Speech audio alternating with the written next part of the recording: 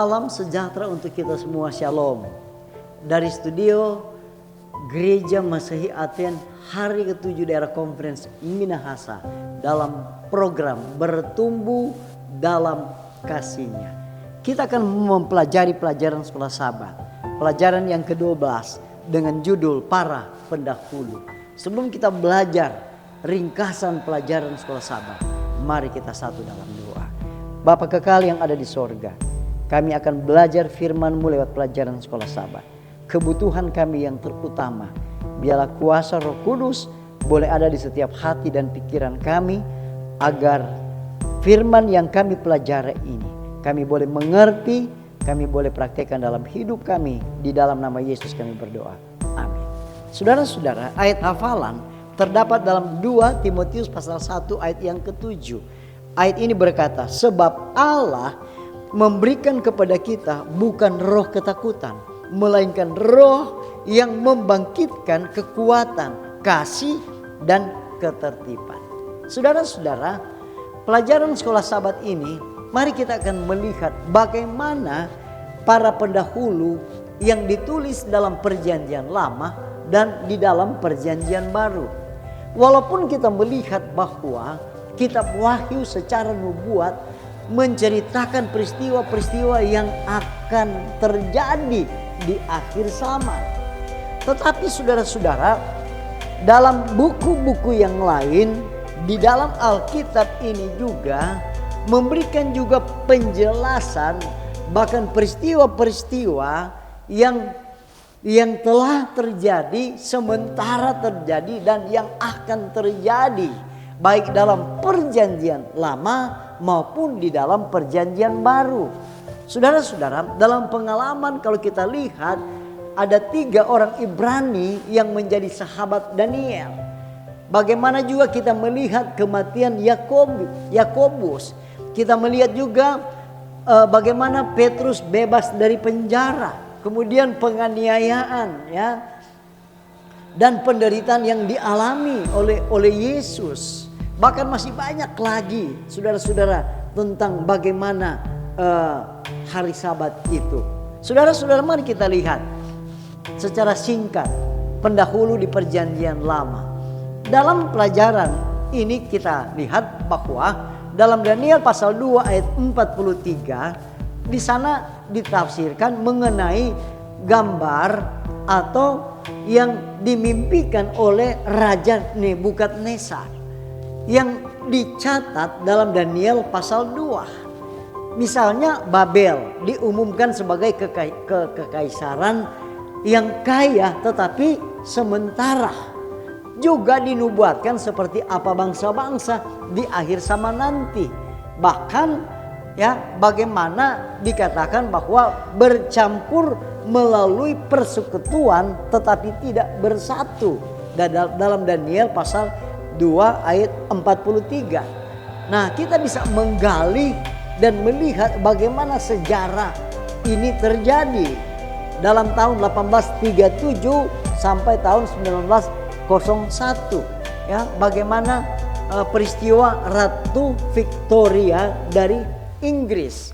Nah, saudara-saudara, kita melihat dalam pelajaran ini di mana ditulis dalam Daniel pasal 3 ayat 18.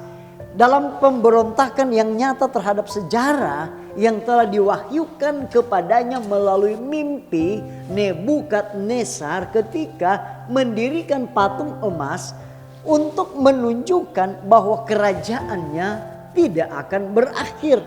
Daniel pasal 3 ayat 1. Nah, saudara, kita melihat bahwa dalam pelajaran ini, dalam Daniel pasal 3 ayat 18, kita lihat ayat yang ke-6, di sana dikatakan, dan ayat yang kedua, tidak puas dengan itu ia membuat semua orang menerima kepemimpinannya yang abadi dengan menyuruh mereka menyembah patung itu.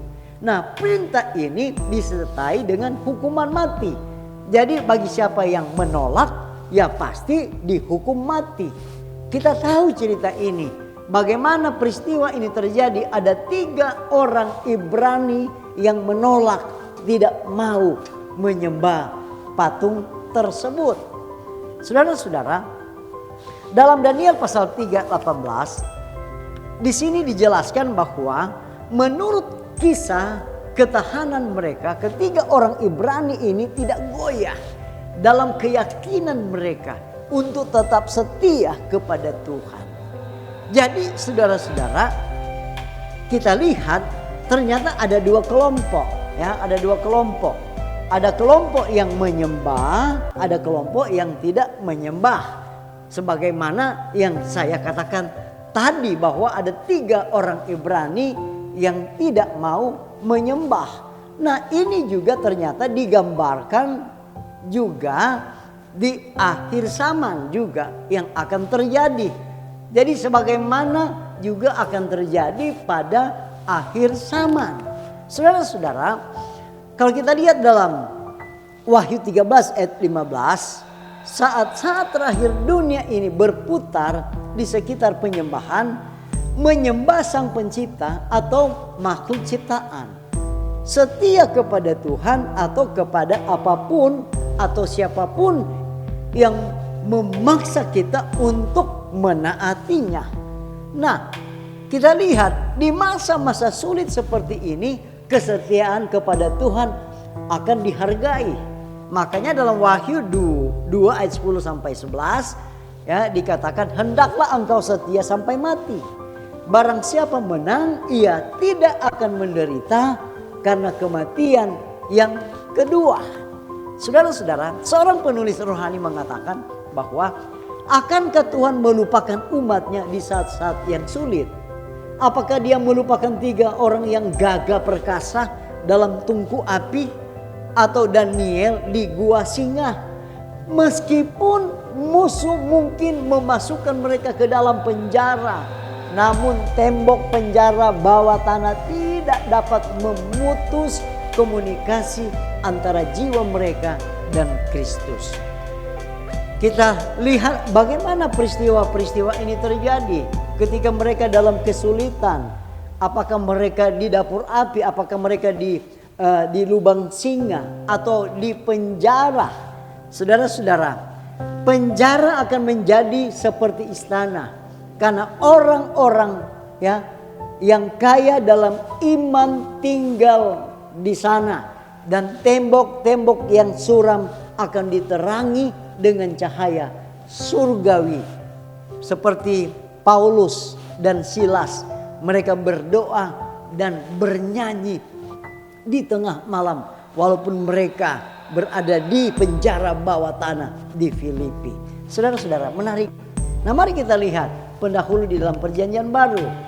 Ya, ada banyak tokoh yang dijelaskan dalam Alkitab, dalam Perjanjian Baru. Tapi mari kita lihat bagaimana Yakub dan Petrus. Saudara-saudara, kalau kita lihat dalam Kisah pasal 12 ayat yang pertama, di sana dikatakan, penganiayaan di akhir zaman bukanlah hal baru bagi gereja. Kenapa saudara-saudara? Oleh karena sejak awal berdirinya gereja dianiaya oleh 2 bangsa, Yahudi dan Romawi. Nah, kita bisa lihat peristiwa-peristiwa ini dalam Kisah pasal 12 ayat 3 dan 4, Yohanes 21 ayat 18 sampai ayat 22. Pada akhir zaman Tuhan akan membiarkan beberapa orang mati seperti Yakobus, dan mayoritas akan dilindungi seperti apa? Seperti Petrus. Saudara-saudara, Yesus, sorga mengirim malaikat untuk melindungi dan menopang kita. Seorang penulis rohani sebagai penutup dalam pelajaran ini, kalau kita lihat, mengatakan bahwa hanya ada 2 kelompok. Setiap kelompok diberi cap yang jelas, baik dengan meterai Allah yang hidup atau dengan tanda binatang atau gambarnya. Setiap putra dan putri ada memilih Kristus atau Barabas sebagai jenderalnya. Ya. Dan semua orang yang menempatkan diri di pihak yang tidak setia berdiri di bawah panji setan dan dituduh menolak dan menggunakan Kristus dengan hina. Mereka dituduh dengan sengaja menyalibkan Tuhan, kehidupan dan kemuliaan. Setiap orang yang mempunyai pertanyaan penting yang harus jawab sendiri. Apakah saya dan saudara-saudara berada di pihak setan, seorang pelanggar hukum Tuhan, atau apakah kita atau saya dan saudara-saudara berada di pihak Tuhan yang menuruti hukum Allah? Pastikan saudara-saudara belajar sekolah Sabat dari hari ke hari dan akan mendiskusikan pelajaran sekolah Sabat di setiap UKSS yang ada di jemaat. Mari kita satu di dalam doa. Tuhan Bapa di sorga, terima kasih kami telah belajar firman-Mu yang sangat indah dan luar biasa. Biarlah para pendahulu baik dalam perjanjian lama dan perjanjian baru memberikan satu pelajaran yang indah bagi kami yang hidup di akhir zaman ini. Biarlah kami memilih, memutuskan keputusan yang benar, memilih menyembah Allah, menyembah Tuhan, agar ketika Yesus datang, kami semua boleh bersama-sama di dalam kerajaan surga. Terima kasih Tuhan. Inilah doa kami, ampuni kami. Di dalam nama Yesus kami berdoa. Amin.